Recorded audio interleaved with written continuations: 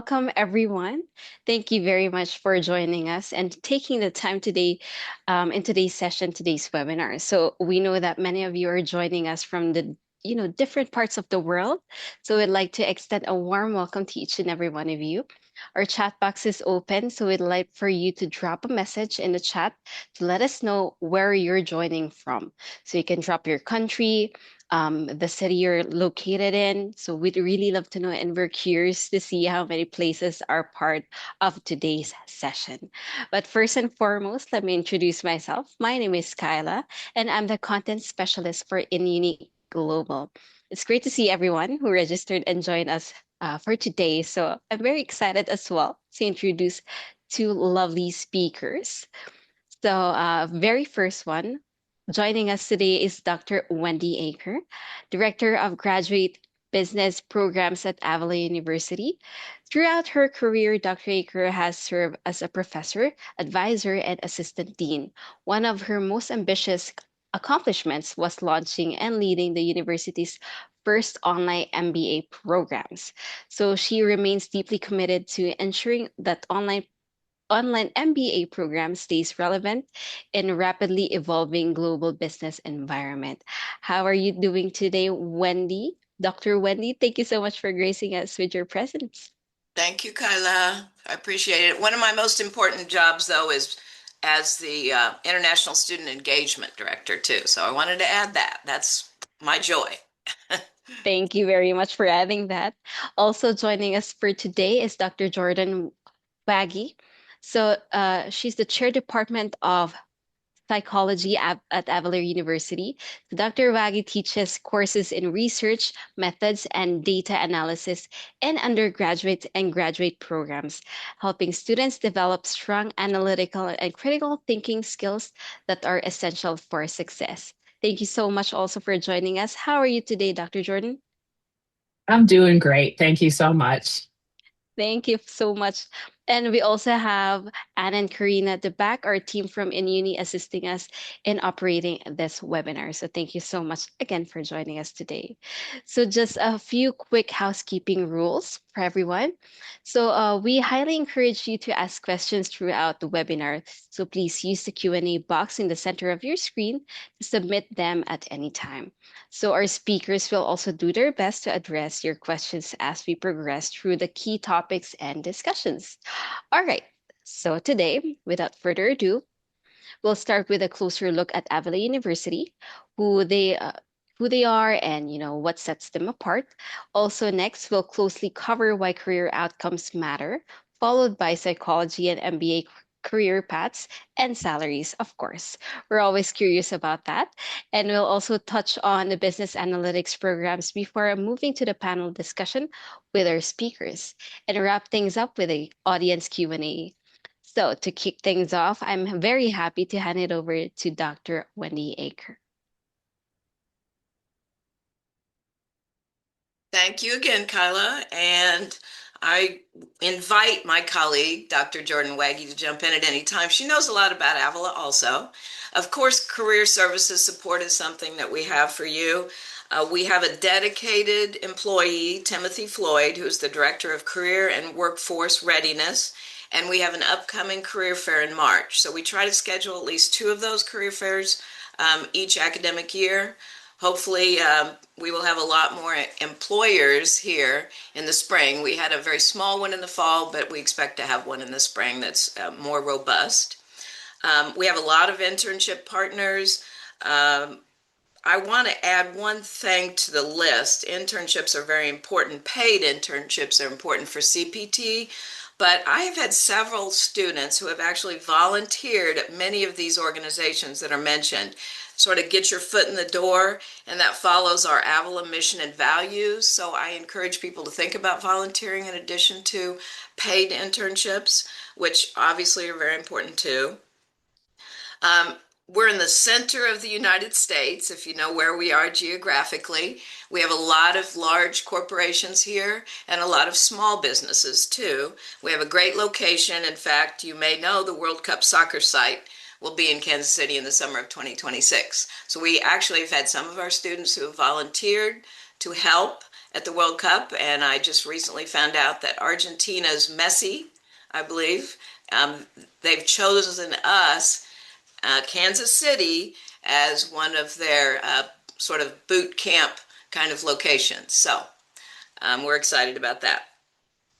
So the international student guidance that we offer, we have a wonderful DSO team. I'm sure you probably know that stands for Designated School Officials.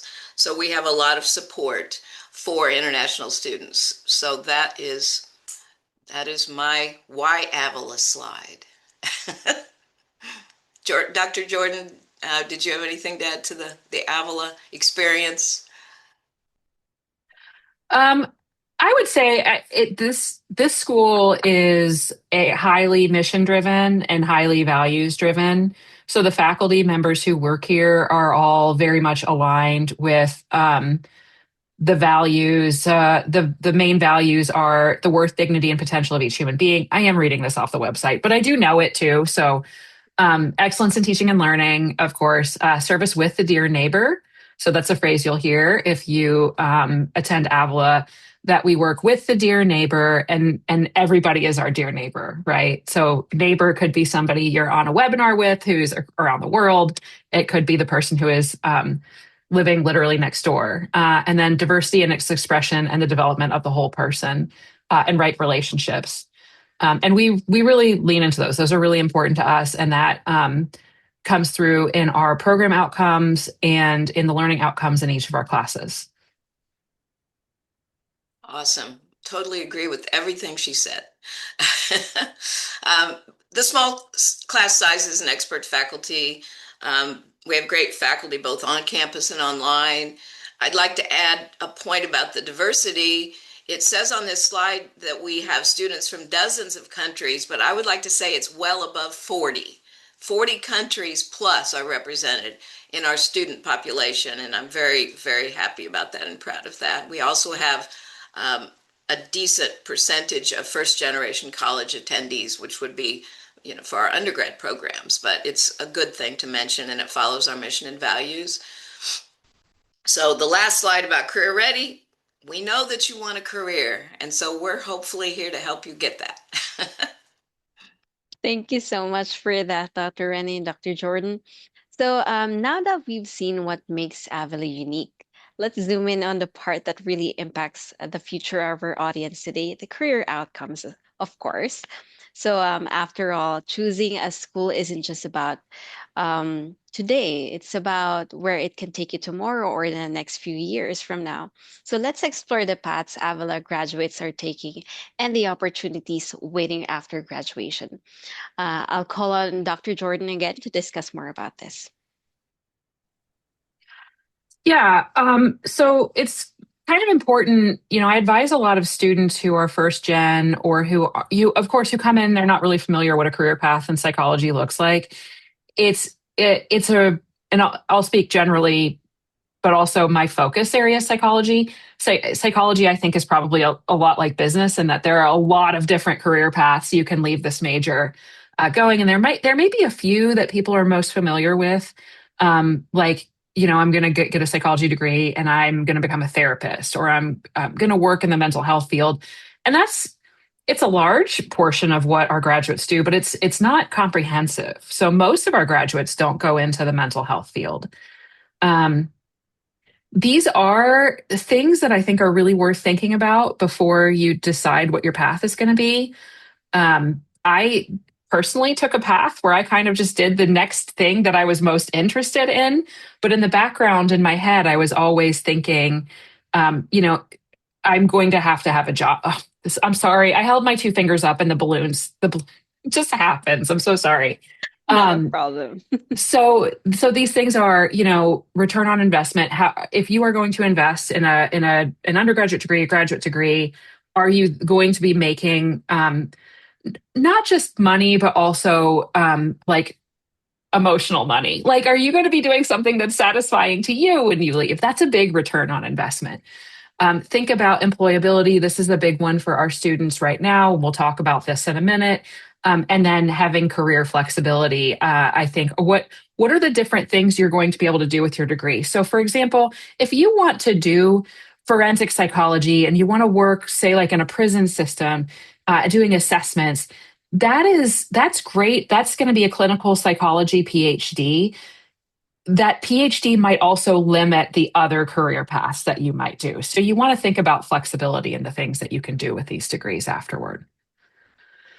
Some common career paths in psychology. Clinical psychologist is a big one. Many of these career paths do require graduate training of some kind. Counselor, industrial organizational psychology is a big one. I have a lot of students who go into research and data. Uh, Folks love to hire psychology graduates to do research. In fact, I had a conversation a couple weeks ago with a friend of mine who hires people to do research, and they love to hire a certain number of psychology graduates compared to data science graduates. The data science graduates tend to bring a lot of understanding of like the statistics that they do, but the psychology majors tend to bring a lot of understanding related to how variables relate to each other, and good critical thinking about like, okay, these two variables are related to each other. Does that mean that one of them is causing the other? Like, what other things could be involved here? Because that's what we do in their training is we spend a lot of time on questions just like that. So our graduates, like I said, our graduates go off to do a lot of different types of things. We've had people who go work at the Innocence Project and a lot of nonprofits, and we have people who go straight from undergrad. They will go into like mental health type fields where they're doing like case management or roles in organizations that aren't providing the therapy directly but are supporting the therapy, and are adjacent. And depending on what state they're in, some undergraduates can become addictions counselors without graduate training. It's important to know, I think, if you do get graduate training and you want to be a therapist, you need to go to a program that's a counseling program. Just a sort of a master's in psychology is great advanced training for people who want to do industrial organizational. They want to work in organizations, helping with change management, helping with, people identifying like how their employees feel and think about things, or doing research. So that is great for a general master's degree. But if you want to be providing therapy, you really need to go get at least a master's degree in counseling psychology, clinical psychology, and some kind of field that prepares you for licensure after you graduate. That is something I spend a lot of time with when I'm advising students. And some roles, depending on what you want to do, might require actual doctoral study. If I could tell you one thing about doctoral study in the United States, clinical psychology doctorate programs the last time I read about this, the most competitive graduate programs in our country. They have a huge number of applicants and a very limited number of seats. And that has unfortunately gotten worse in the past few years. So if you think that you might want to get a PhD program in clinical or counseling psychology, get involved with research with a faculty member. Get volunteer experience, try to get clinical experience, maybe plan on getting a master's degree first on your way, because that seems to add to people's competitiveness. Study the GRE, but know that now, because it's harder to open those doors the further you get into the program. It's difficult when somebody's at the end of like a master's program or undergrad and realizes that they might need to do research with a faculty member in order to have a resume that prepares them for graduate school. So psychology also has a range of different earning potentials. It really depends on what area you're in. Master's degrees typically earn a little bit more. We have people who, if they go into industry, they typically make a little bit more. People who work in the mental health field might make a little bit less. They're usually very driven by their values and what types of work are rewarding to them. It can vary quite a bit, as well as the research positions can vary quite a bit. But I do think like the data and the research positions do tend to make quite a bit of money. I have a couple resources I want to share with you. I'm like throwing information at you. I hope this is okay. All right. So I have a link to a really good resource. It is the APA resource, the Center for Workforce Studies. So they have quite a few things I use in my classes. If I can do just a quick aside, one of the things I emphasize in my classes is how students can articulate their career skills. This is something that's really important for psychology. I want my students to be able to, in a job interview, say, I have good critical thinking skills, and this is why. These are the examples. So we actually practice doing that in class. When I teach research, I have them go through and identify the specific skills they have and examples of things that they have done that meet those skills. And that would be a great practice for you to try to start doing too, I think, as you're preparing to be employed. Um, the link I just sent you has a couple of great resources right at the top. Top skills possessed by psychology degree holders. I think I see a question in the chat. What skills from psychology are most valued by employers today? This is it. Look, this is it. And this is updated constantly. And then there's a careers in psychology tool. I think psychology is a field that excels at this in terms of the social sciences of putting together what can our students do? Because we have 100,000 psychology graduates per year in the United States. So we have to be explicit about this stuff. So that is the link I want to share with you, and I think that if you take a look at that, you'll see some great resources there.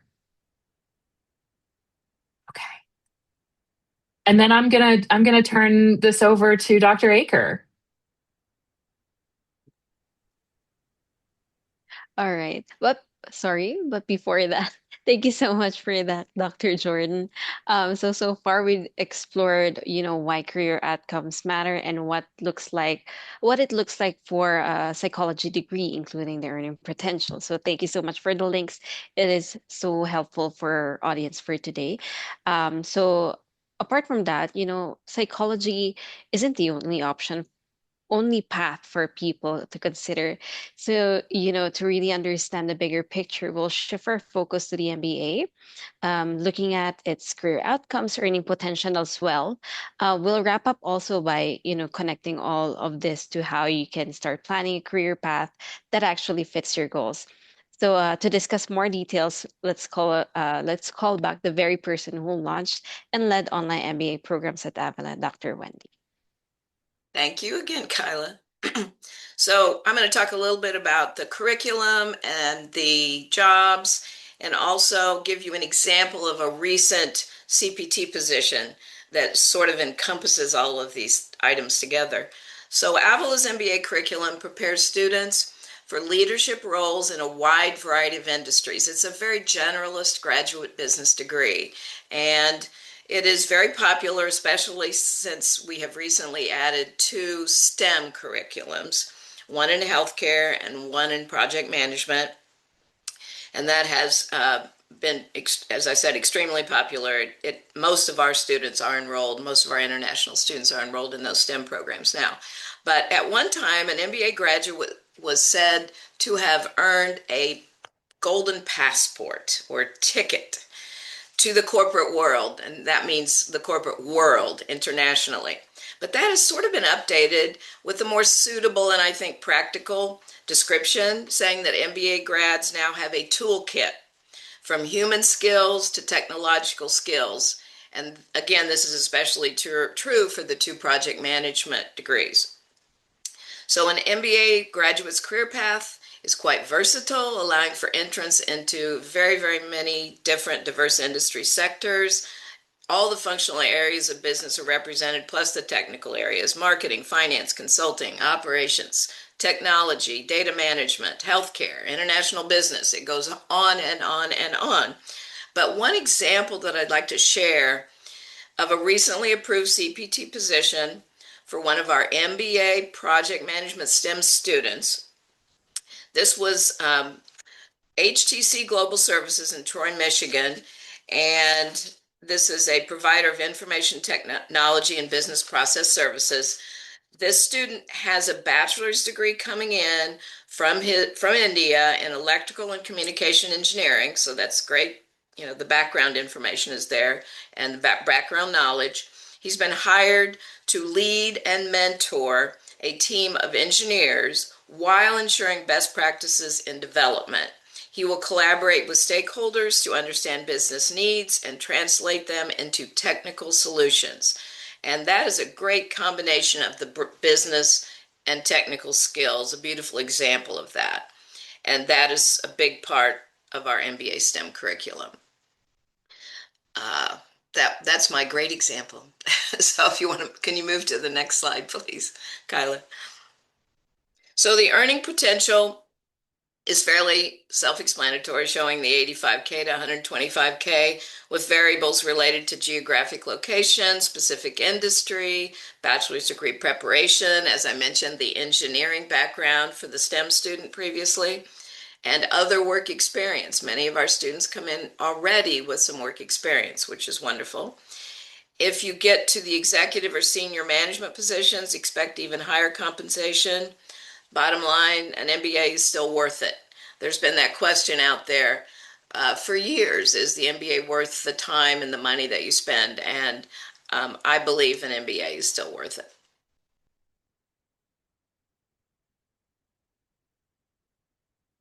I've talked about the variables that affect and influence the outcomes already a little bit. I'd also like to mention, though, that micro credentials and graduate certificates can enhance your resume and translate into higher salaries, more experience, better jobs, those kinds of things. So um, you can also uh, um, move forward by collecting some other credentials on your resume. For example, our MBA healthcare STEM students have learned CPR training, and that is a great thing to put on their resume. It's a good example of something that they would need to know moving into industry. Thank you very much for that, Dr. Wendy. So we've covered all the facts, the figures, but now it's time to go beyond the slides. It's time to hear from the people who know it best. So our speakers, of course, we've prepared a few questions and they're ready to answer live and to share their experiences, their insights, and give advice as well if it would permit them. So of course, this would really help our students who are watching right now or our aspiring students to, help shape their career. So usually what happens is, it's best to learn from other people's experiences. So that is why we have this kind of question and answer part. So this is actually the most exciting part. So let's jump right into it. So for the very first question, this is actually for Dr. Jordan. How did your academic background in psychology shape the roles you pursued and the career opportunities available to you in early in your career? Yeah, that's such a great question. Let me be completely full disclosure. I had like 18 different college majors before I settled on a psychology major. When I first went to college, this is the weirdest thing. I was a poetry major with a Canadian studies minor.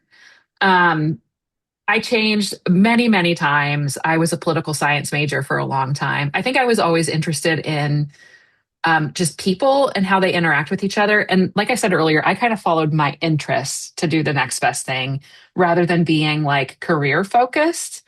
Um, Through undergrad, I started tutoring students and I became a supplemental instructor. And one of the things that I learned very quickly was that I really enjoyed that experience of working with other people.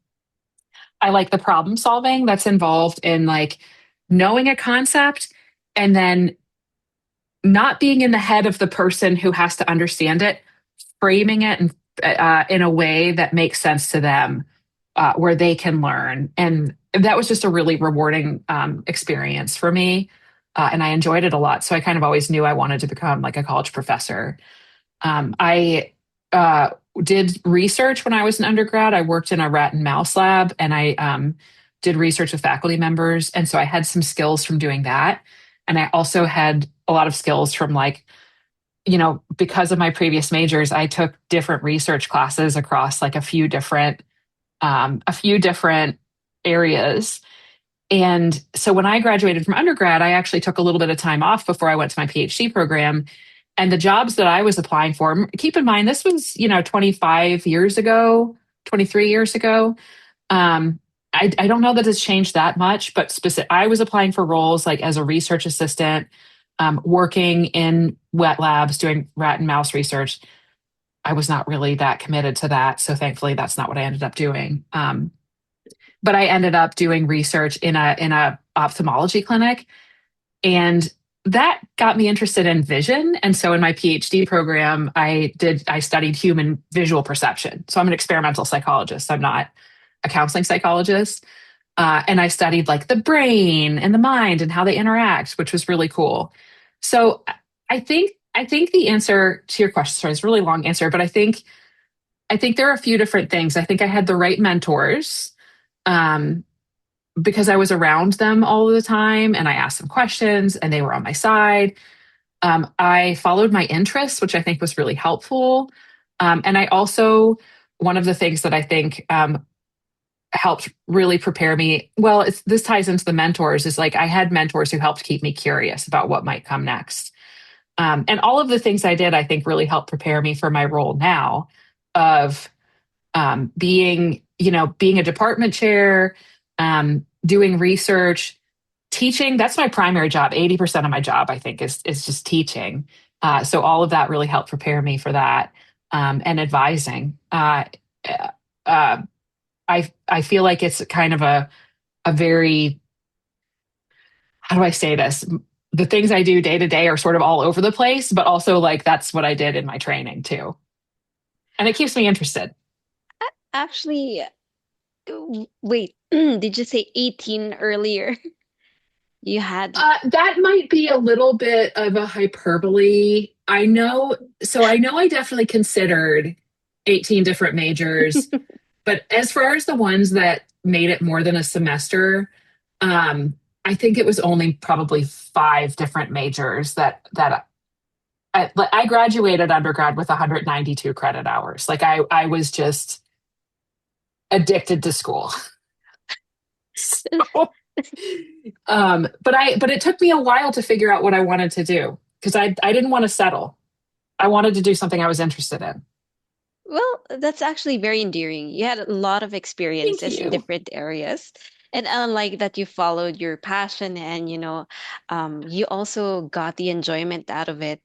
So, you also actually, this is a good lesson for all of us, even for those who are aspiring students, wherever they go or wherever they plan to move to. So, it's not a linear way all the time. So, it's best that you followed if it's best if you try different paths so you know what you like, you know what you don't like. That's the most interesting part of going through life, right? That's Yeah. what builds who you are. And I think, Dr. Jordan, that you are not going to be where you are right now if you hadn't tried every single industry, or like in every single career that you took before. So it's very nice that you were able to do so. You have a lot of knowledge to share to your Yeah. students. I had a lot of freedom. And I think there's a quote about what an expert is. And an expert is somebody who has made all of the mistakes they can make in a specific area. So I like to think that I'm an expert on myself at this point. Well, I agree. I really do agree, but it's a really nice skill that you have. Thanks. Um, so that's also a great example of how how education translates into real opportunities, especially early on. So now let's go to Dr. Wendy for the next question. What were the key career moves or decisions that helped you take on greater responsibility and advance professionally? Okay, well, I'm going to start with a little bit of advice and then I'll explain my journey. So my advice is, and some of these slides have emphasized this, plan ahead, pursue your dreams, but be prepared to pivot and get additional training if necessary. Those are very important. And although I've been at Avila for 37 years, I had a life before that. I was an engineer for the Bell system for 10 years, 8 to 10 years. I had some internship when I was still in college, but I found that when I came to Avila, I started doing something that was really true to me and true to my heart. Um, I started teaching. Actually, I went to Avila for my MBA first. Let me say that. So I was still in my engineering position. I earned a degree from Avila, an MBA, and then I started teaching part-time, and I found that I loved being in an academic environment. It was much more self-satisfying than being in industry. Um, Obviously, I love it here because I've been here for so long. But I found that working with international students was great for me. And this was 15 to 20 years ago. We had a lot of international students, and then that all dropped off for a while. But then when we started recruiting international students again, I was put back in a position that I love to be able to assist with international students. So it's been a long journey. I've loved every minute of it at Avila. We have stressors like you have in every industry, but for the most part, I'm happy to be here and I love my job, even now. It really shows. Yeah, you wouldn't be Thank you. there if you didn't love your job, and it's a very nice thing that you want to have in your life. But did you ever picture yourself to be where you are right now, Dr. Wendy? No. Absolutely not. I had no idea. I did not picture myself that way. And that's kind of why I mentioned that, you want to pursue what you love, but you also be prepared to pivot to something else, get more training, get more education.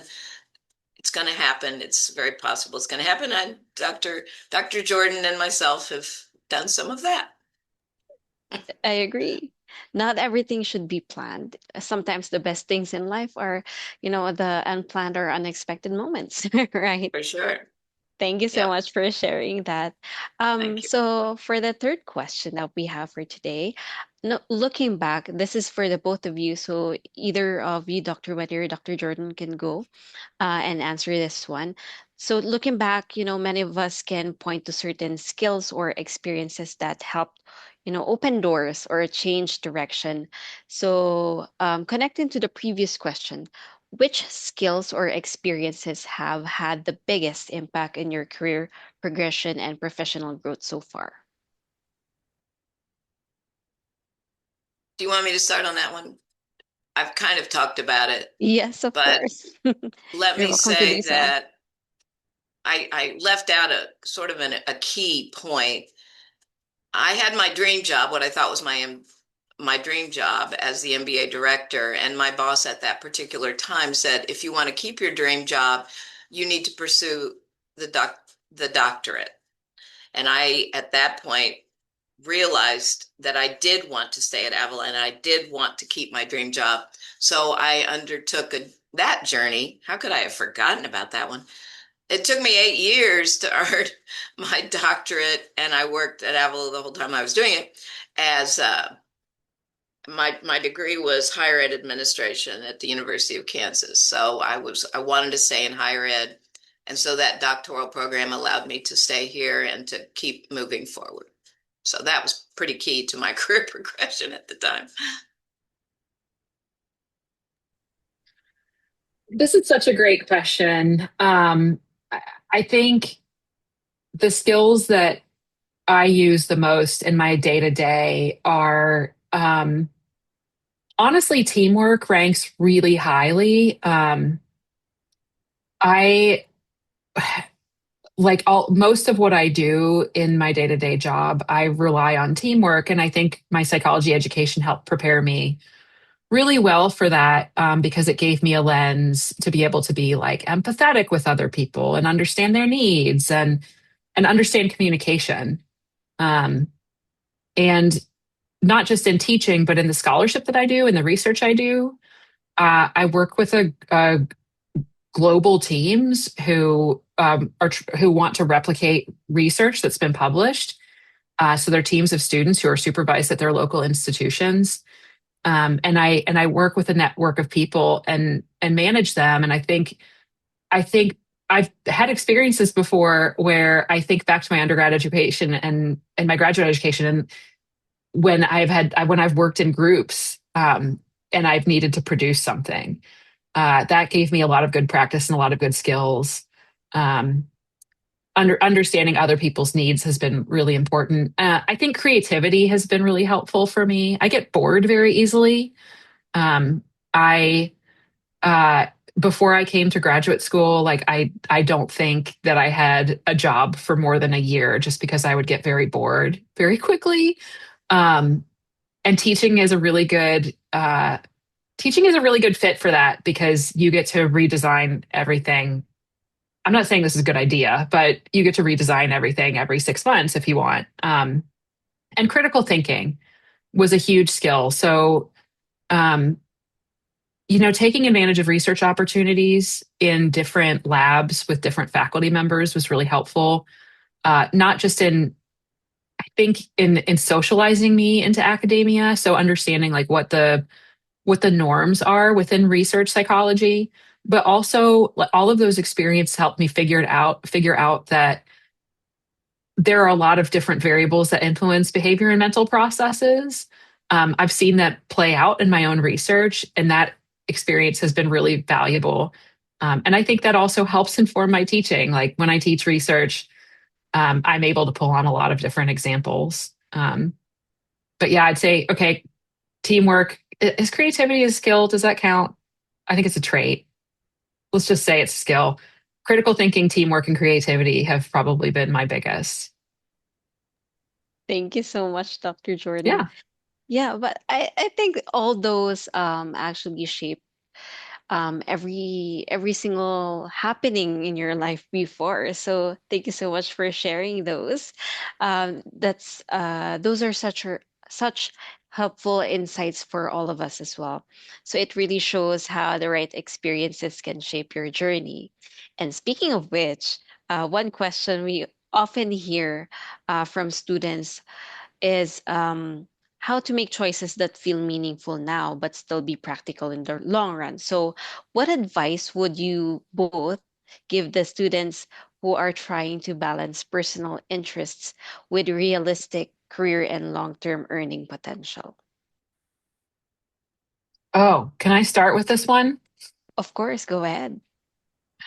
Um, I always encourage students to start with their interests. And I know that that is a really privileged position.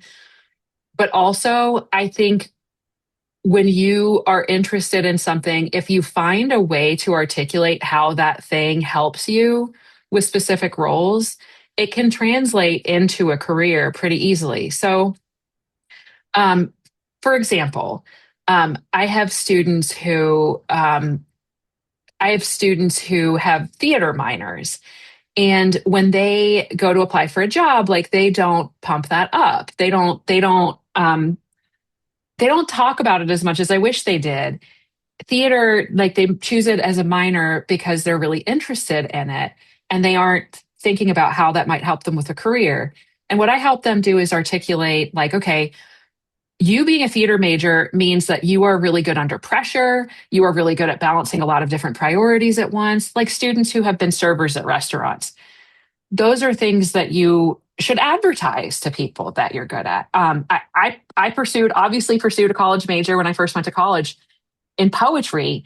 And I don't think a day goes by when my training in that helps me with what I'm doing now. It was a sideways path, but like I can sort of like look at a thing and see it from a lot of different angles because of my poetry major. I can write better because of my poetry major. Like those are all things that I think um, are very helpful. So I think when you are thinking about following your interests, try to think outside of the box a little bit and try to think through like what some of the underlying cognitive structures are, underlying skills those things may have imparted onto you, whether it's like you play piano 2 hours a day or you whatever your interest is. There are things that that thing has brought to you that you can advertise to other people and you can incorporate into the roles that you are engaged in. Thank you, Dr. Jordan. How about you, Dr. Wendy? What she said is perfect. But I will add that I'm a crazy sports person. And obviously, sports, I've played sports and I love sports.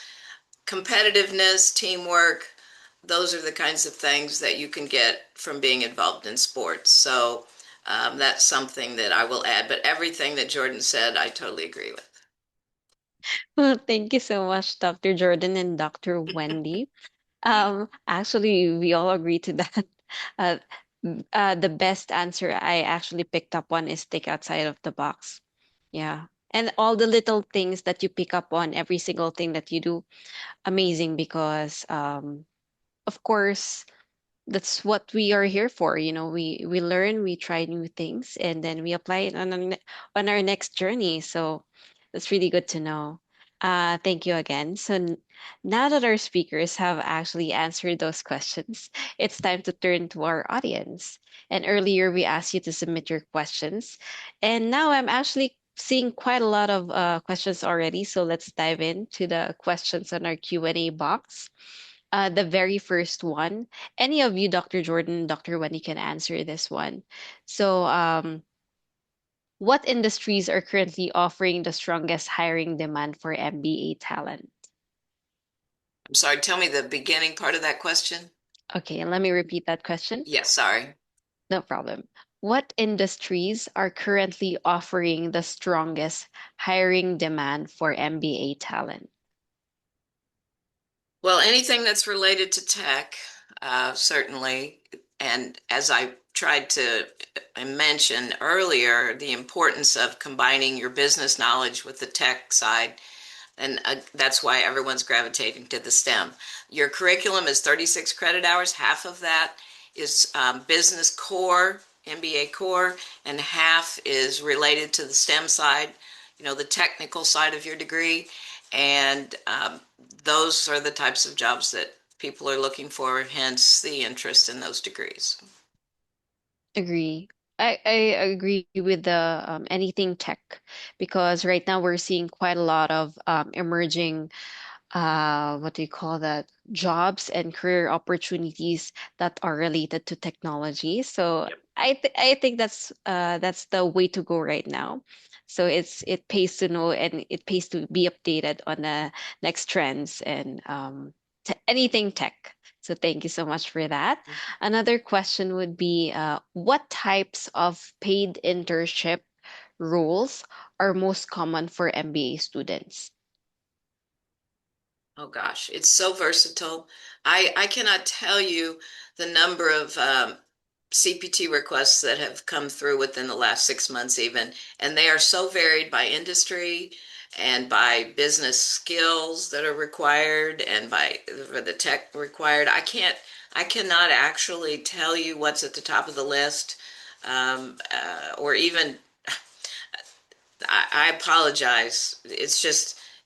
It's blossomed a lot within the last few months and within the last 6 months, actually. I am very thrilled to know that our students can get CPT. It seems like almost everyone that wants CPT is getting it right now. So I think the that's the positive side. Um, and some of these are remote positions also. So the whole United States is at your beck and call basically right now to find a position. Thank you, Dr. Wendy. This next question is actually directed to Dr. Jordan. So, what advice would you give international psychology students navigating US work opportunities? Well, that's a great question. I wish I knew more about this. I'm not as familiar with the CPT, OPT rules. I know a little bit about counseling psychology. In order to get licensed in clinical or counseling psychology, it requires like at least 24 months of supervision at postgraduate, and that I forget how many hours, but you can't finish it in fewer than 2 years. So that can be an issue for some folks. But I have heard that some folks have had good experiences trying to get sponsored by the groups they do their internships with, especially if they're working for hospitals in particular. That now I haven't seen data on that. That's just what I've heard from multiple people, that it's like that working for hospitals, working for large agencies seems to really be what is helpful for people. The general advice I would give is really try to connect with somebody um, who is here, who is from where you're from. Try to find a mentor or a community. That has worked really well for a lot of my students who have come. Um, Everybody faces different challenges, right? Some folks want to go back, some folks don't want to go back, and all the rules are different for all of these different places. If you have specific questions, I'm happy to follow up. You can email me and I can try to track down an answer for you. Thank you, Dr. Jordan. Another question that we have here would be, I think this question is a good one because you've been here in Avila, Dr. Wendy, for quite a long time, and you're very heavily involved in the international student side. So, how are faculty and career services involved in helping international students become job ready? That's a great question. We have, as I mentioned, our career services employee who started in the fall, and he is just now getting around to making all of the connections for the international students. We've had very few employers in our fall career fair that were hiring international students. However, he has worked extremely hard to find many more employers for us for our spring. So we are working diligently to have more opportunities for international students. And his learning curve was a little bit steep, but he's becoming much more attuned to what's happening with the international community. So I have what we call Wendy sessions weekly, and I try to bring some it, people that are interested in hiring international students, or at least rules about that, to my sessions to help them to get some connections. So that's one of the things I try to do. Thank you, Dr. Wendy. Feel free to jump in, Dr. Jordan, if you have any additional insights as well. I would absolutely go to something called a Wendy session. That's We all I would need to all, know. yeah. Dr. Thank you, Wendy, Jordan. Dr. Wendy knows a lot, so she has a lot of wisdom to pass on to the students, I can assure you. So thank you so much for that.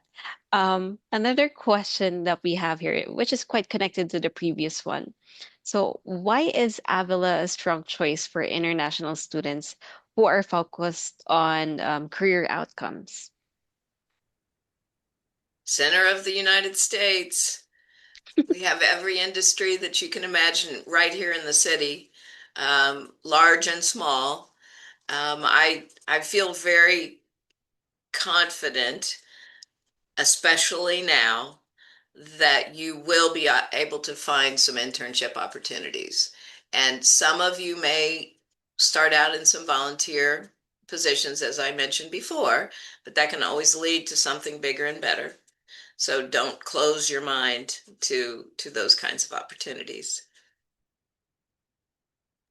I agree. Dr. Jordan, anything to add to that? Yeah, I think I've through the replication network that I am part of, I've worked with a few students who are in different countries, and I think one of the things that we excel at, that even compared to larger universities in the United States, is the relationships that students develop with people. I think it's kind of easier at larger universities to be just one of many. And the relationships and the mentorship that you develop when you are a student at a smaller organization, smaller university, really stays with you. So I still stay in touch with my undergraduate faculty members. When something difficult happens in my role, I reach out to them. I have students who graduated 15 years ago from Avila who reach back out to me for letters of recommendation, or they're working on something and they want my input, and I remember them. I barely remember my kids' names, but I remember them because I've spent so much time with them. Um, I, I remember them. I remember working with them. They know when they graduate, they haven't left, right? Like they still have that Avila. They're an Avila alum. And I tell students after you leave, always feel free to reach out for mentorship. And I think that that can be really helpful, especially in times of like career changes for people. I think that's a huge advantage. Relationships are really important in um, in personal and professional success, I think. I will guarantee that one of my most important jobs is writing recommendation letters. So, absolutely, positively. Yeah, and other than that, I could also, if you agree with me, one of the best things at Avila is, are the faculty, the people that you meet there. Come on, if you look at Dr. Wendy and Dr. Jordan right now, who wouldn't want to be with them at a school as you can take pride on, right? So the staff, the faculty, the people are the best ones that you can get in a school like this. So thank you so much for that. Another question that we have as well is, have you ever taken a role that that didn't pay well but paid off later? This is a very good one. Yeah, absolutely. Graduate school. How is that? Why is that, Dr. Jordan? PhD programs in psychology generally, if the brick and mortar programs in the United States, which are the ones that are really competitive, you don't usually pay tuition. Your tuition is covered, and you usually get a stipend for living, right? And so, again, this was 25 years ago, but my stipend was $12,000 a year, no health insurance. It's terrible. It's like it really limits who can attend places like this, and I think some places have really improved. But I wouldn't be doing what I'm doing now without that. So I found a way to make it work. You know, you have roommates, you eat ramen noodles, you which I just happen to think are really delicious. Like that wasn't a con to me. That was that was a fun part of it. But it did. If I would have stayed in the job I did in between undergrad and grad, I was making a lot more money. So I took a pay cut to go to my PhD program, but it paid off. Thank you so much, Dr. Jordan. How about you, Dr. Wendy? Any role that didn't pay well but paid off later for you, since you have a Well, lot of remember, years of experience? yeah, remember 37 years I've been at Avila, so it's hard for me to relate to that question. Now, um, so I can't say anything negative about any of my positions here because they've all led me to the next thing, which has been a positive thing. Um, I had to learn a lot with when our first round of international students were here 20 years ago. I learned a lot, but there was nothing negative about it. And fortunately, it helped me catapult into what I'm doing now because I came from the traditional side into CIPGS, which is our international and online version. Uh, and it's been, my again, my next dream job. So Thank you, Dr. Wendy, for that, and Dr. Jordan. On to our last question for tonight. Sorry, for today, rather. So, what's something students are often told about careers or salaries that you've found to be misleading or just, you know, not true?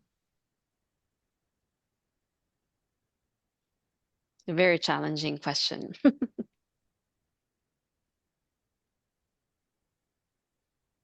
I'm not sure how to answer that. Are you?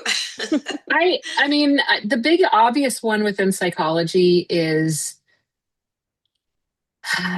um, what people need in order to be clinicians is it often doesn't get conveyed to them accurately. I don't think on purpose.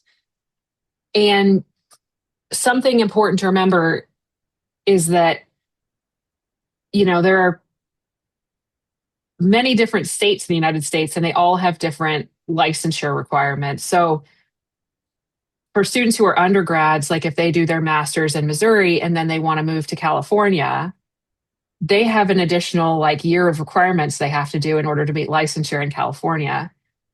So I think, and it's hard to communicate to students everything they possibly could need in order to meet licensure. And then if you're talking about international students, that's, 200 plus countries, right? So I don't, there are different requirements for what people need to do to become practitioners in their own countries. And I don't know that that is often conveyed with the sense of urgency that it needs to be conveyed with. Because if you want to be a therapist in China, you need to know what the licensure requirements are going to be in China before you start, not when you're finishing. And that unfortunately is going to be on you to know. So that's the best example that I can really think of, and I don't think it's on purpose. I think it's just it can be kind of misleading because what works in one state won't always work in another state. What works in one country won't always work in another country. I guess I can build on that just a little bit with one small example. The CPA, which is Certified Public Accountant, uh, there are a lot of exams that you must take, and you have to have certain coursework in accounting, both at the undergrad and graduate level. I don't have very many international students that are interested in that. However, every state has different requirements. So if they're a low residency student living in Texas, I tell them they must check the requirements for the accountant CPA requirements in their state. It will not be the same as Kansas. It will not be the same as Missouri. So that's a similar thing. You just have to do your homework. Agree. They have to prepare for everything, actually, because it doesn't really work the same for all of, the countries around. So thank you so much for that. Can I add to Okay. that really Yes, quickly? This is of a course, huge no caveat. problem. I have heard from two separate students in the past year that they have used AI to help them figure out what licensure requirements they have to meet. And both times those were wrong. Mm. So, really, like, get into the websites, get into the documentation from whatever state or country, and I would really highly recommend staying away from asking AI, or like if you Google something with the Gemini that comes up at the top, Mhm. use it as a starting point, but dig in and do your homework and make sure it's accurate. Thank you, Dr. Jordan. Yeah, that was a very important one. Thank you so much for bringing that up because right now, a lot of, people are a bit reliant already in AI. So just a quick reminder for all of us, still do your research and don't rely all the time in AI because it's not always accurate. So thank you so much for that. But before we close, we would like to ask for, any tips or any advice that you would give our aspiring students. Maybe one or two would do. Dr. Jordan, Dr. Wendy? Um, Lately, it has been a little bit of a scary place. Don't be afraid. If you're coming here as an F1 student, you are here for your education. You are not going to be in trouble for that. I brought campus safety into my sessions last week to discuss this, just in case anyone is fearful. So don't be afraid.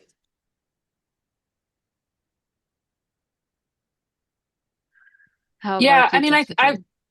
I would say, try to find mentors. I don't know why I don't like the word networking. It feels like I don't know why. What I'm talking about is clearly networking, but I just don't like the word. But I think you will find that there are a lot of people out there who have gone through similar things, or have had the experiences that you want to have or are having, who want to help. I call it sending the elevator back down. Like that's my favorite phrase. So I try to spend a certain amount of time mentoring people who are at where I was, 10, 15, 20 years ago. Um, and those people are out there. And if you approach one and you feel like they are blowing you off, like try to find more. Just be diligent about trying to find your community and trying to find your people. And sometimes those people might not know exactly what it is, how they can help, or what they need to do. So you may have multiple people, but finding mentors is way more important, I think, than most people realize. Those are such amazing advice. Well, thank you so much, Dr. Jordan and Dr. Wendy. Well, the time is actually done. So amazing. Thank you so much for all the participation for our audience today and for your time. But a big thank you to our incredible panelists for today, Dr. Wendy and Dr. Jordan. It has been an honor having you with us today. And we've learned so much from your insights. And we do hope our audience can carry this, knowledge forward as they continue their educational journeys. So we're incredibly grateful for your time and your presence. And to everyone, thank you again for joining. We hope to see you on our next webinar. Until next time, take care and goodbye. Thank you.